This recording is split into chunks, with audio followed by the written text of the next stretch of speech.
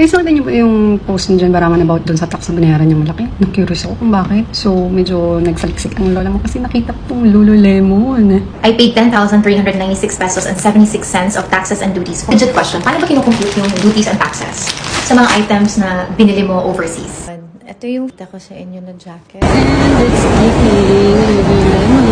Itong branch ng Lululemon sa Thailand to, sa Central World to be exact. Yung in-orderan daw ni Jen is sa online ng Hong Kong branch. Grabe naman ito kasi.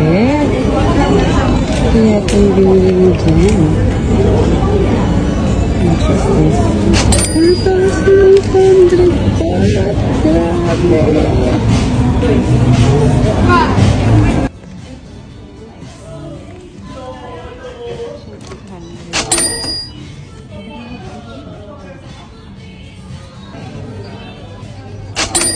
Siguro estimate natin sa 4 items na nabili niya is 35,000 more or less. Kaya ramdam ko yung panghihinayang ni Jade kasi nga naman 10,000 is 10,000 day.